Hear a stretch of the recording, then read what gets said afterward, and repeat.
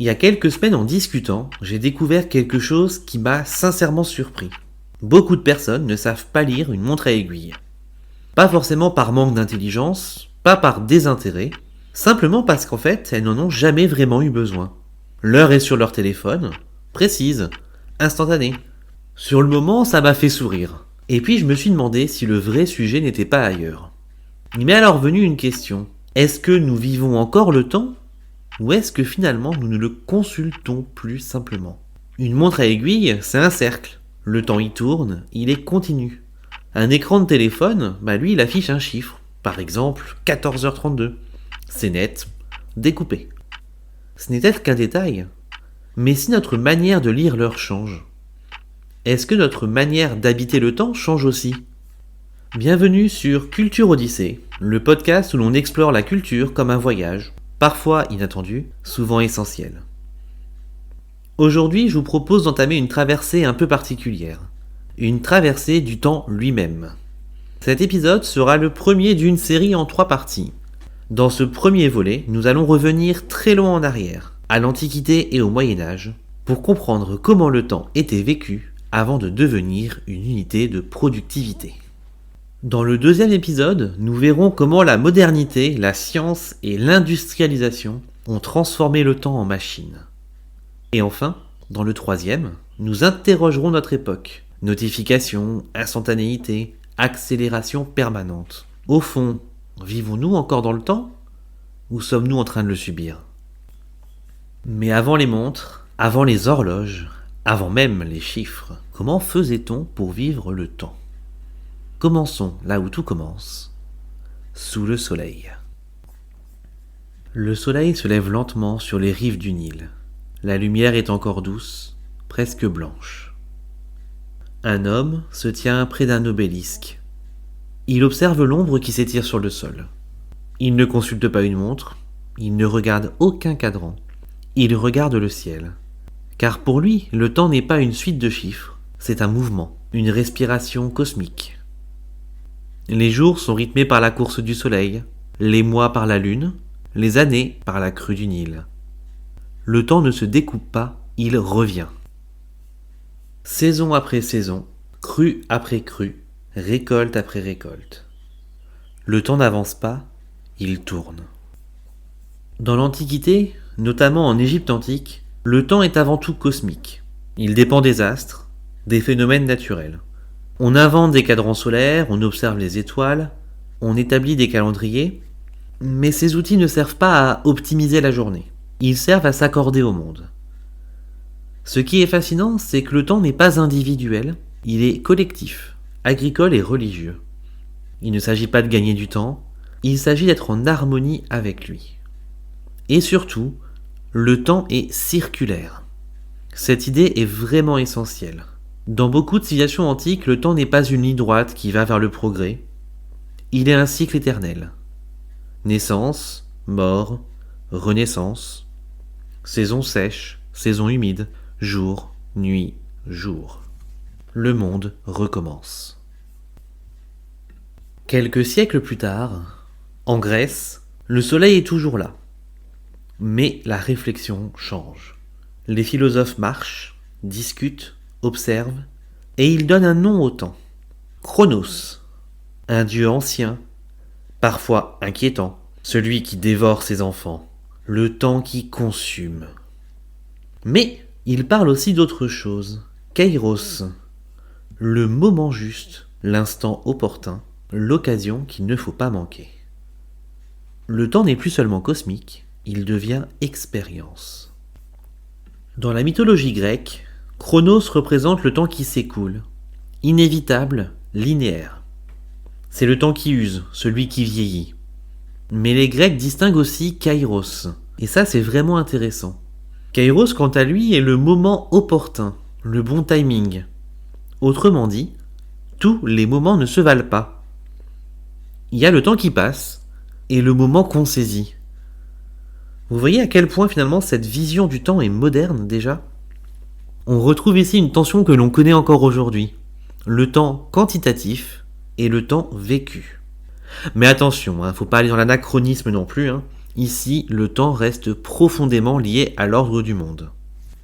Il ne dépend pas d'une montre individuelle, il dépend d'un cadre cosmique, philosophique et collectif. Rome ne regarde pas le temps comme l'Égypte ou comme les Grecs. Rome administre. Les routes sont tracées, les armées sont organisées, les impôts sont levés. Un empire ne peut pas fonctionner au rythme approximatif des saisons. Il faut prévoir, planifier, synchroniser. Mais le calendrier romain pose problème. En effet, les mois dérivent, les saisons ne tombent plus au bon moment et les fêtes religieuses se décalent. Le temps littéralement se dérègle. Alors, en 46 avant notre ère, un homme décide de remettre de l'ordre. Son nom ne vous est probablement pas inconnu, c'est Jules César. Il consulte des astronomes, réforme le calendrier et impose une année de 365 jours avec une année bissextile. Pour la première fois, le temps devient une affaire politique. Le calendrier julien est né. Le temps ne dépend plus seulement du ciel, il dépend du pouvoir. Il s'agit là d'un moment clé. Rome ne change pas seulement la manière de compter les jours, elle montre que le temps peut être standardisé. Un empire immense, qui s'étend de la Méditerranée à la Gaule, a besoin d'un temps commun. Même calendrier, même repère, même organisation. On n'est toujours pas dans le terme de productivité, mais on n'est plus uniquement dans le cycle cosmique non plus. Le temps devient un instrument d'ordre. Et c'est une rupture subtile, mais profonde. Avant, on s'adaptait au monde. Avec Rome, on commence à adapter le monde au calendrier. Vous voyez le glissement ? Ce qui est fascinant, c'est que cette réforme ne nous est pas étrangère. Elle est toujours là. Chaque fois que nous disons par exemple juillet ou encore août, le mois de juillet porte le nom de Jules César. À l'origine, il s'appelait Quintilis, le 5e mois du calendrier romain. Après sa mort, on le rebaptise en son honneur. Et août, il rend hommage à Auguste, son successeur. À l'origine, Sextilis, le 6e mois. Le pouvoir inscrit son nom dans le temps lui-même. Autrement dit, quand nous écrivons une date aujourd'hui, nous utilisons encore une architecture temporelle façonnée il y a plus de 2000 ans. Nous pensons vivre dans un temps moderne, mais en fait notre calendrier est un héritage antique. Dans une ville romaine, la journée est découpée en heures, mais ces heures ne durent pas toujours 60 minutes. L'heure est plus longue en été qu'en hiver, car elle dépend encore de la lumière du jour. Le temps reste lié au soleil, mais il commence à se structurer. Les marchés ouvrent à heure fixe, les tribunaux siègent à heure fixe, les bains publics ont leur moment d'ouverture. Le temps s'organise autour de la vie civique. Rome est vraiment un entre-deux fascinant. Le temps reste naturel, mais il devient administratif, politique et social. On pourrait presque dire que Rome invente la notion de temps public. Ce n'est pas encore un temps individuel, personnel, c'est un temps collectif structuré par la cité. Et c'est capital pour comprendre ce qui va suivre. Parce que lorsque l'Empire romain s'effondre, ce cadre temporel va être repris, transformé et sacralisé. Nous y voici. L'Empire vacille, les routes se fissurent, les frontières cèdent, les villes se replient. L'ordre romain disparaît lentement. Mais le calendrier, lui, reste. Les noms survivent, les mois continuent, comme si le temps, paradoxalement, était plus solide que l'Empire romain. C'est un moment charnière. Quand les institutions romaines s'effondrent, ce n'est pas seulement un système politique qui disparaît, c'est une manière d'organiser le monde. Et pourtant, le temps ne revient pas au chaos. Il change juste de maître. Ce qui était administratif devient peu à peu spirituel. Ce qui servait à gouverner un empire va désormais rythmer les prières, les offices, les fêtes. Le cadre romain subsiste, mais son sens se transforme. Le temps cesse d'être principalement civique, il devient sacré. Dans un monastère quelque part en Europe, une cloche retentit. Elle ne marque pas l'ouverture d'un tribunal, elle appelle à la prière. Prime, tierce, sexte, nonne. Le temps n'appartient plus à l'Empire. il appartient à Dieu. Le jour n'est pas encore levé. La nuit est froide. Dans un monastère de pierre, une cloche résonne. Grave, lente, régulière. Un moine ouvre les yeux. Il ne regarde pas une horloge, il n'en a pas. Il se lève parce que la cloche l'a appelé. Matine. La prière commence dans l'obscurité. La journée sera rythmée ainsi, par des sons, par des offices, par des moments consacrés. Le temps n'est pas mesuré pour produire, il est découpé pour prier. Au début du Moyen-Âge, l'Europe occidentale se restructure autour du christianisme. Les monastères deviennent des centres de stabilité, et avec eux, une nouvelle manière d'habiter le temps s'impose. Les journées sont organisées selon les heures canoniales. Ce système, inspiré en partie de l'héritage romain, structure la journée non plus autour de la cité, mais autour de Dieu. Le temps devient vertical. Il ne relie plus seulement les hommes entre eux, il relie les hommes au divin. C'est fondamental. Dans l'Antiquité, le temps était cosmique. À Rome, il devient administratif. Au Moyen-Âge, le temps est spirituel. Mais ce temps ne reste pas enfermé derrière les murs des monastères. Dans les villages, les cloches rythment aussi la vie. Elles annoncent la messe, elles signalent le danger, elles marquent les moments importants. On ne possède pas le temps, on l'entend. Et tout le monde l'entend en même temps. Le temps est collectif. Il faut bien comprendre du coup que le temps médiéval n'est pas individuel. Personne ne va dire il est 9h17. On dit après la messe, avant vêpres, à la tombée du jour. Le temps est approximatif, mais il est partagé. Il n'y a pas encore d'obsession de la minute près. D'ailleurs, les premières horloges mécaniques apparaissent à partir du XIIIe siècle dans certaines villes européennes, mais elles n'indiquent même pas les minutes, seulement les heures. Pourquoi ? Parce que globalement, personne n'en a vraiment besoin. Pendant des siècles, l'humanité a vécu sans mesurer les minutes. L'année médiévale ne ressemble pas à la nôtre. Elle ne se découpe pas en trimestres, en vacances scolaires, en deadline. Elle se tisse autour de fêtes. Noël, l'Épiphanie, le Carême, Pâques, la Pentecôte. Peu à peu, les saints ont leur jour, les villages, leur pardon, les saisons, leurs célébrations. Le temps revient. Chaque année, Noël renaît. Chaque année, on attend Pâques. Le temps est une spirale. Le calendrier médiéval est structuré par la liturgie chrétienne. Il repose sur un cycle annuel profondément ancré dans l'idée de répétition. On retrouve ici quelque chose d'ancien. Le retour, le rythme, la circularité. Mais ce cycle n'est plus cosmique comme dans l'Antiquité, il est théologique. Les fêtes ne célèbrent pas seulement les saisons, elles racontent une histoire, celle du Christ. Le temps devient narratif. Chaque année rejoue le même récit, et cela donne un sentiment de stabilité immense. On sait ce qui vient, on sait ce qui revient. Imaginez maintenant un paysan médiéval. Sa vie est relativement courte, le travail est rude, il y a parfois des famines, des épidémies, et il ne possède pas grand-chose. Mais il possède une certitude, le temps ne s'arrête pas à la mort. Il est en marche vers une autre chose, vers son salut, vers le jugement dernier et vers son éternité. Et là, on est sur une rupture majeure.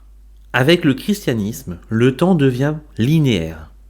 Il a un commencement, la création, et il aura une fin, le jugement dernier. Entre les deux, l'humanité avance, mais ce n'est plus un cycle infini, c'est une trajectoire. Et ça, c'est radical. Dans l'Antiquité, le monde recommence éternellement. Au Moyen-Âge chrétien, le monde avance vers une finalité. Le temps a un sens. Il a changé d'espérance, mais aussi de responsabilité. Chaque action compte parce que le temps mène quelque part.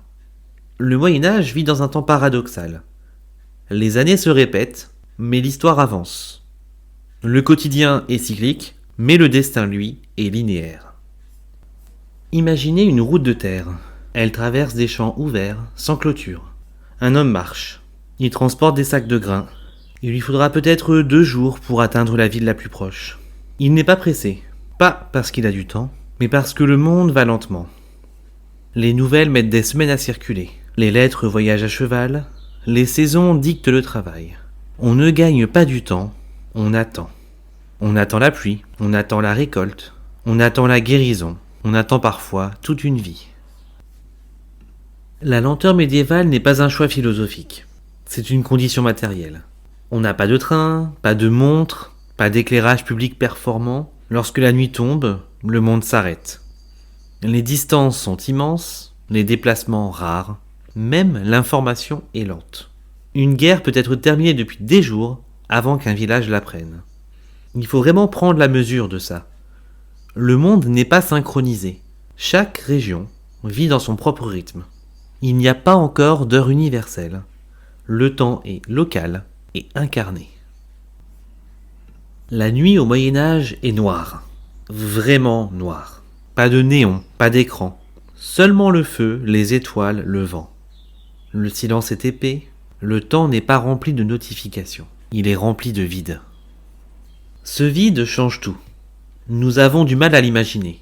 Aujourd'hui, la moindre minute d'attente est comblée par un écran. Au Moyen-Âge, l'attente fait partie de la vie. On attend sans distraction permanente. Cela ne veut pas dire que la vie est douce ou idyllique.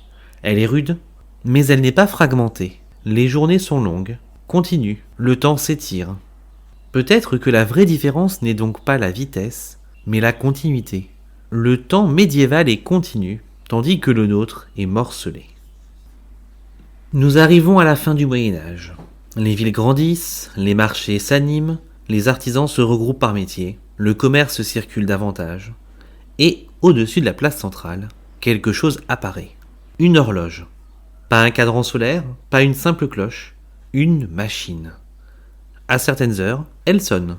Toujours au même moment, régulièrement, inlassablement. Cette fois, le temps ne dépend plus seulement du soleil. Il dépend d'un mécanisme. À partir du XIIIe et surtout au XIVe siècle, les premières horloges mécaniques apparaissent dans plusieurs villes européennes. Elles sont installées sur les tours municipales ou les cathédrales. Elles ne mesurent pas encore les minutes avec précision, mais elles introduisent quelque chose de radical. Le temps devient indépendant de la nature. Même si le ciel est couvert, même si le soleil est absent, l'heure sonne régulièrement. Et ça, c'est une révolution silencieuse. Imaginez un marchand sur la place centrale. Il ne travaille plus uniquement au rythme des saisons, il doit ouvrir à une heure précise, rencontrer des clients à un moment convenu. Petit à petit, le temps devient engagement. Si l'horloge sonne 10 coups, cela signifie quelque chose pour tout le monde. Dans les villes, le temps commence à se détacher du strict cadre religieux. Il devient économique. Le développement des foires, des corporations, des échanges marchands exige plus de coordination. On n'est pas encore dans la minute rentable, mais on n'est plus dans l'approximation rurale non plus. Le temps devient un outil d'organisation sociale plus fine, et surtout, il devient public. Tout le monde entend la même heure, le temps s'uniformise, la cloche appelée à prier, l'horloge appelle à arriver à l'heure. Nous avons commencé sous le soleil, dans un monde où le temps appartenait aux étoiles, un monde cyclique, un monde patient. Puis, nous avons vu Rome organiser le temps, le nommer, l'inscrire dans le pouvoir. Et enfin, au Moyen-Âge, nous avons entendu les cloches. Le temps est devenu prière, attente, espérance. Pendant des siècles, l'humanité n'a pas cherché à accélérer le temps. Elle a cherché à lui donner un sens. Le temps n'était pas un ennemi. Il était une structure, un rythme commun, une promesse. Alors, peut-être qu'en refermant cette première partie, une question reste suspendue. Quand avons-nous commencé à vouloir aller plus vite que lui ? Si cet épisode vous a donné envie de prendre le temps de réfléchir autrement, alors vous pouvez soutenir Culture Odyssée très simplement, en vous abonnant, en partageant cet épisode ou en laissant un commentaire. Parce qu'un podcast, lui aussi, vit dans le temps. Et il grandit grâce à ceux qui décident de lui en offrir un peu du leur. Dans la prochaine partie, nous verrons comment le temps va devenir mécanique, puis industriel, et comment il finira par devenir rentable. Mais pour l'instant, prenez une vraie seconde et demandez-vous, savons-nous encore attendre ?